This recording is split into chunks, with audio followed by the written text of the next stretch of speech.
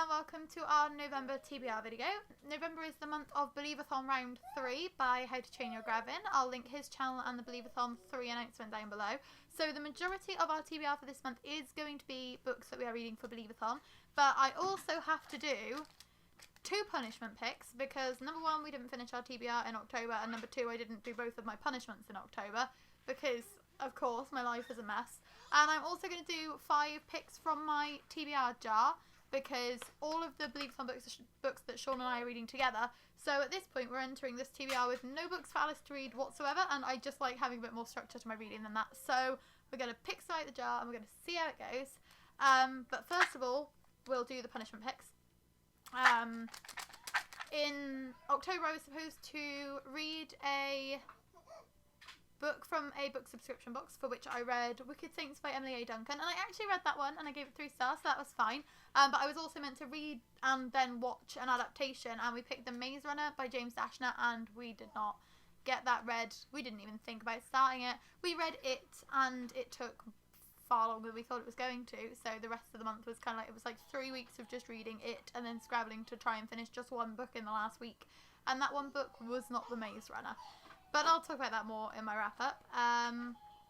Punishment picks. I can't remember, really, what I wrote on any other sticks because it's been like 2 months since I made the pot up. So we'll just go for it and we will grab a controversial book. Okay. Harry Potter. It's a hard one. And we're also going to grab a paranormal romance. Okay, so I'm not thinking of any ideas for these off the top of my head, so we will dwell on this for a moment. Controversial picks. I could pick A Deadly Education by Naomi Novik because that's getting quite a lot of controversy at the moment, but I can't remember if Sean was interested in that one or not. Can Sean remember if he was interested in that one? He was interested in that one, so that wouldn't be an Alyce pick, so we won't go with that one. Controversial books that Sean isn't interested in. I'll go with Blood Air by Emily Van Zyl because I bought this, I skipped the month that it came in a Luma crate because there was lots of controversy going on, and then it turned out that it was just kind of like bloggers stirring the pot before it was released, and that's not really fair, so I ended up purchasing the book afterwards. It's the only Luma crate I'd ever skipped, and my little completionist heart couldn't cope. So that means that it will actually have been worthwhile me purchasing it. I can't even really remember what the controversy was about this one, but I know it's like an Anastasia retelling. Heard some interesting things about it. Becca in the book said that it was like well written, but she didn't love it all that much. So I'll see how I feel. And then for paranormal romance, what even counts as a paranormal romance nowadays? Like I read one this month, and it was awful, and I really didn't enjoy it, and oh god, why would I do this to myself? Just trying to look at my like read then go pile. Is there anything I'm trying to donate at the moment that is a paranormal romance? Fateful by Claudia Gray, as far as I'm aware, that's like a retelling of Titanic, that might be paranormal. Oh, okay. Somebody has said that Fateful is one of their favourite books they've ever read and probably their favourite paranormal romance ever. So Fateful is a paranormal romance. So I will be reading Fateful by Claudia Gray for my second punishment pick. So there we go.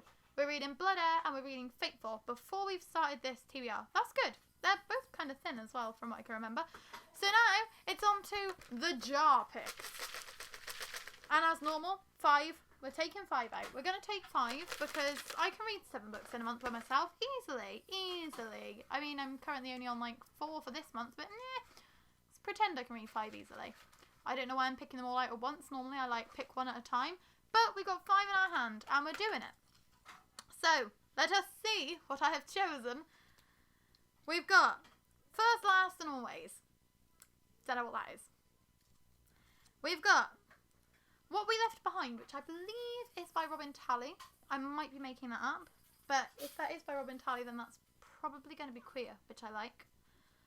We've got The Killer on the Wall. It sounds interesting. Sounds like a good thing to be reading in like the spooky-ish months. I mean, it's going to be after Halloween by the time I read it, but spooky-ish. We've got 2 O'Clock Boy, I recognise none of these titles. Oh god, why did I decide to do jar picks? And we got A Grim Legacy. Now this was the first book that I ever requested on NetGalley. And I'm going to finally read it in November 2020 when I joined NetGalley in like 2016. I'm a mess.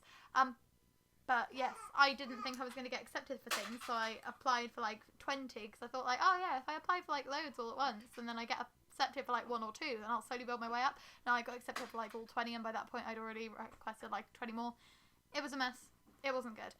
But let's find out what these 5 books are about, and then once we find out what these 5 books are about, I will run you through our Believathon list, which I'm really excited about. So The 2 O'Clock Boy is by Mark Hill. 2 childhood friends, one became a detective, one became a killer. A gripping, twist-filled start to a fantastic new London-set crime thriller series starring morally corrupt D.I. Ray Drake, the perfect new addition for fans of Luther. Totally see why I applied for it. One night changed their lives. 30 years ago, the Longacre Children's Home stood on a London street where once grand Victorian homes lay derelict. There, its children lived in terror of Gordon Tallis, the home's manager, cries in the fire and smoke. Then Connor Laird arrived, a frighteningly intense boy who quickly became Tallis' favourite criminal helper. Soon after, destruction befell the Longacre, and the facts of that night have lain buried until today. A truth both must hide. Now, a mysterious figure, the 2 O'Clock Boy, is killing all who grew up there one by one. D.I. Ray Drake will do whatever it takes to stop the murders, but he will go even further to cover up the truth. So, that sounds morally corrupt. That sounds like what it says on the tin, really. I'm interested in it, and I don't think Sean will enjoy it, so that'll definitely be one for me to read by myself. The Killer on the Wall is by Emma Kavanagh. The first body comes as a shock, the second brings horror, the third signals the beginning of a nightmare. When 15-year-old Ida Bell finds 3 bodies propped against Hadrian's wall, her whole world falls apart. In such a close-knit community, everyone knows the victims and the man who did it. 20 years on, Isla has dedicated her life to forensic psychology, studying the brains of serial killers, and even coming face to face with the convicted murderer who turned her world upside down. She is safe after all with him behind bars, then another body appears against the wall, and another. As the nightmare returns and the body count rises, everyone in town is a suspect. Who is the killer on the wall? That also, very murdery, but I like murdery books, and I haven't read too many this year, so like I'm looking forward to reading both of those. Then we've got First, Last, and Always, which is by Kim Lemon.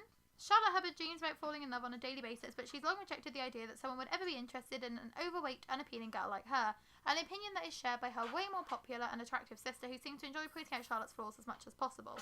And then there's Miles Feister, who thinks that making the basketball team is as impossible as getting the girl he's liked since grade school to notice him. He'd have more like getting his deadbeat dad to visit him for a day. But in the first few weeks of high school, Charlotte and Miles come to discover that life is unpredictable, love happens when you least expect it, and there's always a first for everything. I mean, I'm not really into the whole she's overweight so she has to be unattractive. That's not really something I enjoy reading, so we'll see. That doesn't sound like one that I'm going to love. But it's fine, because I have to read it this month. And I obviously applied for it for a reason in the first place, so I probably heard someone say something good about it. So What We Left Behind is by Robin Talley, so I was right on that one. Tally. Tony and Gretchen are the couple everyone envied in high school. They've been together forever, they never fight. They're deeply, hopelessly in love. When they separate for their first year at college, Tony to Harvard and Gretchen to NYU, they're sure they'll be fine. Where other long-distance relationships have fallen apart, theirs is bound to stay rock solid. The reality of being apart, though, is very different than they expected. Tony, who identifies as genderqueer, meets a group of transgender upperclassmen and immediately finds a sense of belonging that has always been missing. But Gretchen struggles to remember who she is outside their relationship. While Tony worries that Gretchen won't understand Tony's new world, Gretchen begins to wonder where she fits in Tony's life. As distance and Tony's shifting gender identity begins to wear on their relationship, the couple must decide. Have they grown apart for good, or is love enough to keep them together? Now, that one sounds really, really interesting. That sounds like it's going to be quite a timely book, because there's been like a lot of discussion about gender identity in the media this year, and I think that will be an interesting one to read. I haven't actually read any of Robin Talley's books yet, but I've heard a lot of good things about her, so I'm looking forward to reading that one. And then the last one on the list is A Grim Legacy, which is by Jana Jennings. Enchanted castles and charming princes, thought to exist only in stories, come to life in a classically twisted fairy tale that combines the timeless quality of folk tales with the challenges of the modern world. So it's a fairy tale retelling, that's good. The woods of Elorium appear ordinary to Andy until the birds start to talk and elves answer doors. Whisked out with her world along with 3 strangers, Andy finds herself the reluctant guest of Mr. Jackson, a perplexing millionaire who claims to be able to help them get home. The secrets he harbours, however, make it difficult to know just who to trust. When the group of teenagers discover that in this world fiction is anything but, and that they all have unexpected family ties to fairytale land, they must learn to rely on each other. The only way to survive evil fairies and giants intent on keeping them in Elorium is to rely on each other. Faced with characters short on whimsy and bent towards treachery, Andy, Quinn, Frederick and Dylan are forced to play their parts in unfinished fairy tales, but in Elorium, happily ever after is never guaranteed. So it sounds really interesting. I know I've also got the sequel because they were both available at the same time, so I requested both of them. So if I enjoy it, that will be good because I'll know I'll have more to carry on with. And yeah, fairy tale retellings are often quick reads. That's not a bad one to pick out of the jar. So I'm pretty happy with what I've got so far. I've got a fantasy, I've got a couple contemporaries, I've got a couple of thrillers. Yeah, this is looking like a really good month so far. And now we get to talk about Believathon, in which it's a really, really good month because we get to go middle grade mad. And I love that. So, right, the prompts. First prompt, a key to read a mystery. So for this one, we've picked the 10 Riddles of Eartha Quicksmith by Loris Owen.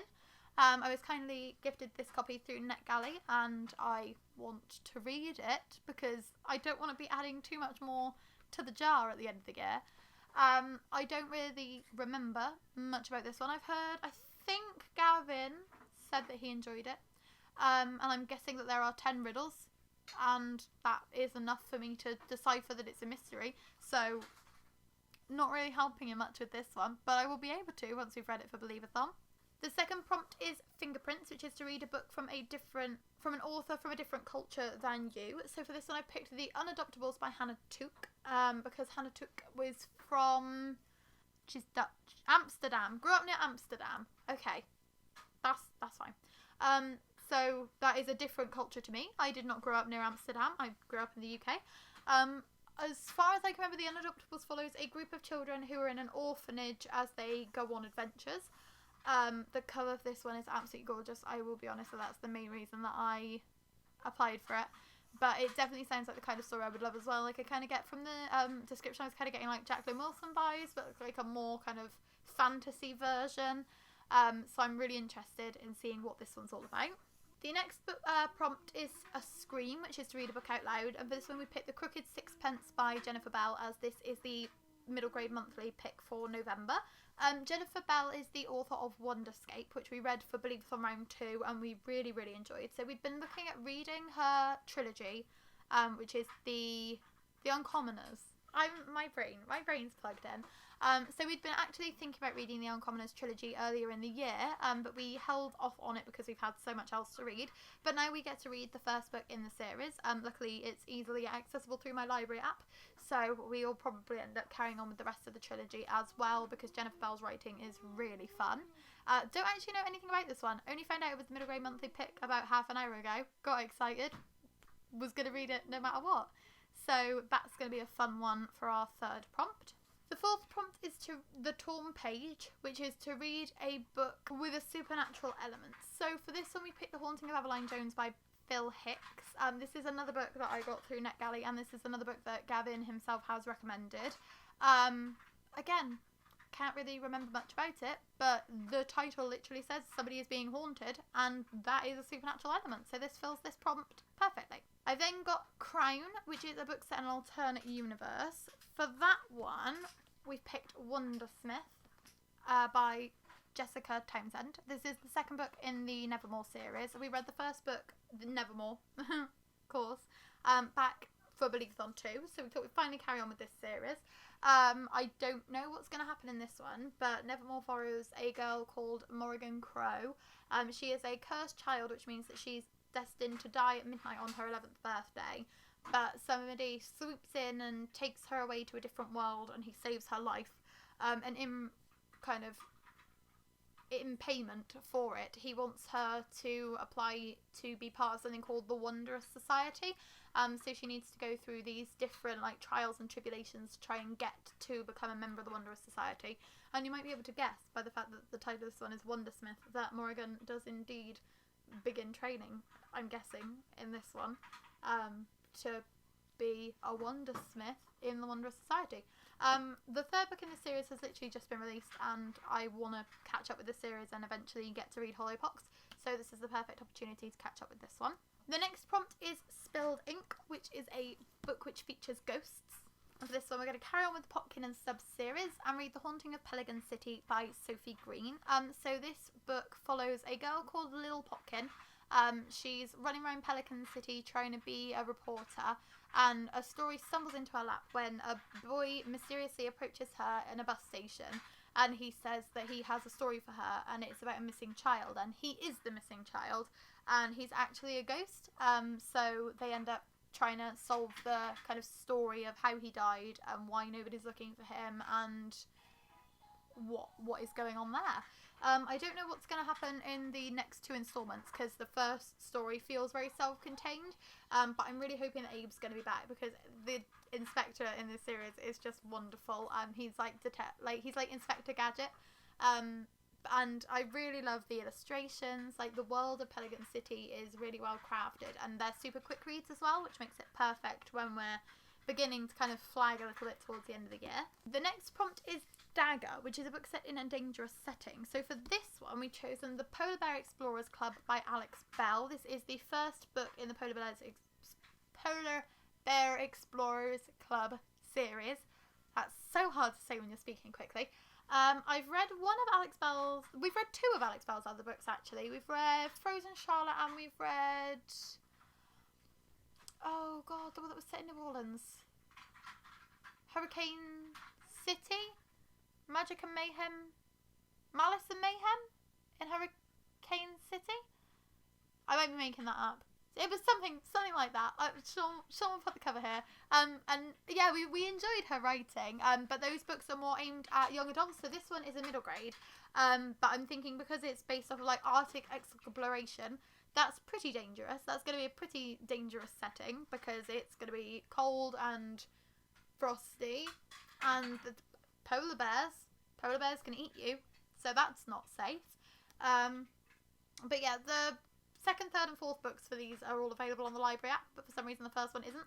So we've borrowed the first night of the library, and then we'll be carrying on with this series probably when the next Polathon is taking part. We'd like to actually take part in one of those because we've missed all of them so far. So the next prompt is Backpack, which is an author that is new to you. So for this one, we've picked Starfell, Willow Moss and the Lost Day by Dominique Valente. I bought this for Sean for his birthday, just like the fact that we hadn't heard anything about it, because it's got gorgeous sprayed edges with like stars on them, and Sean's a sucker for special edition books. So I was like, oh, that'd be really nice to read together. Sean's a sucker for coloured. He's a sucker for coloured sprayed edges and like unique things. And you can see that there's like illustrations and stuff like on the sprayed edges. You can like see the illustrations. So I'm looking forward to that because I always love an illustrated story, and it means it's going to be a really quick read as well. From what I can remember, this is about a girl who is like a witch, and she's really useless and she can't do anything right, but then somehow like a whole day disappears, so she has to, oh that's it, she's the least powerful sister in a family of witches. She can only find lost things, but then last Tuesday goes missing, the whole world starts unraveling, so she has to use her power for finding lost things to find a whole lost day. And that is just such a great concept. And I think it's going to give kind of like a pinch of magic vibes because it's like the magical family of sisters. So I'm looking forward to seeing what goes on in this one, especially because the sequel's just been released. So, I mean, it's just come out in paperback. It's been out for a while, but will be interesting. If we enjoy this one, we'll then carry on with the series. Yeah, I guess it does. Yeah, that's true. It is kind of like the Infinite Lives of Maisie Day as well, because that's like, the concept of that one is like a day disappears and like the whole kind of universe starts unraveling, and it's very physicsy. So it sounds like it's going to be like a cross between a pinch of magic and that, so that'll be really fun.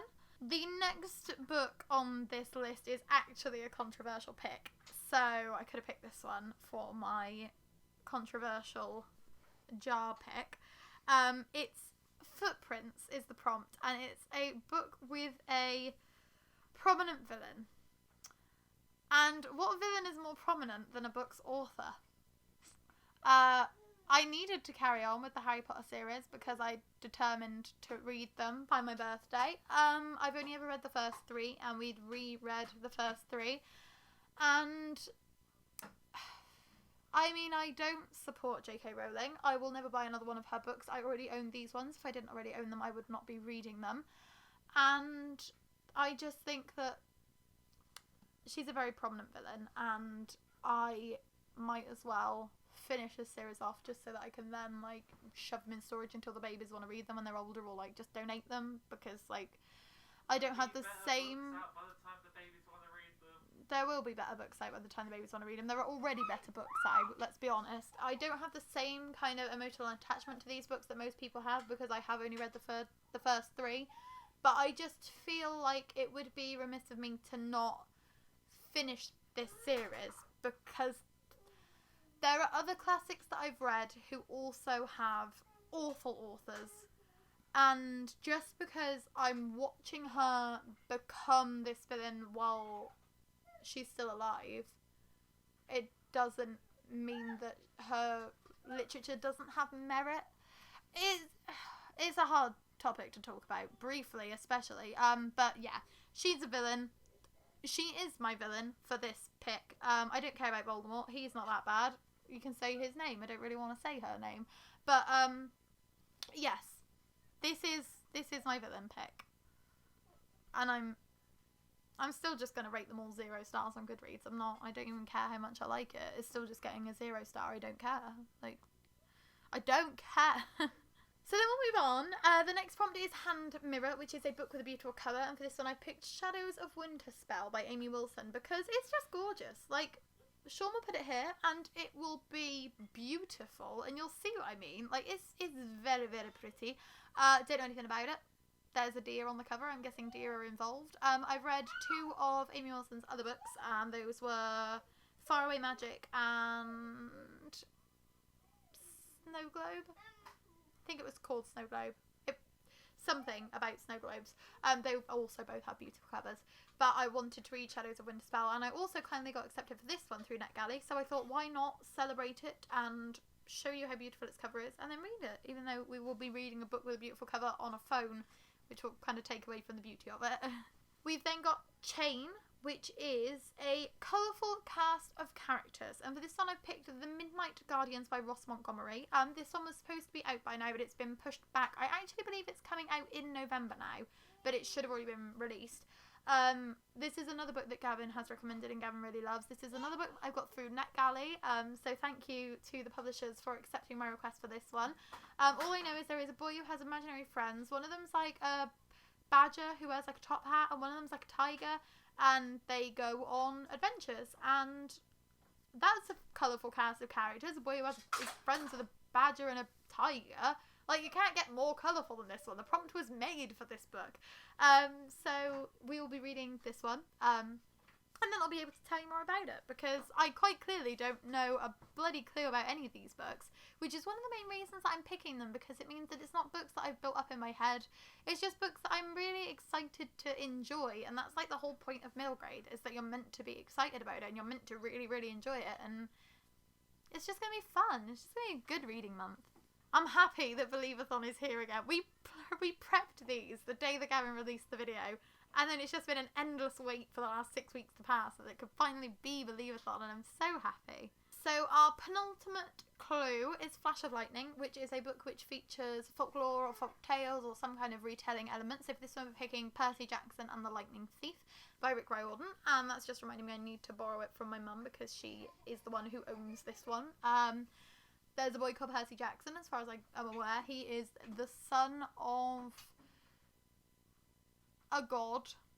Can't think of which one off the top of my head. Probably the lightning one, isn't it?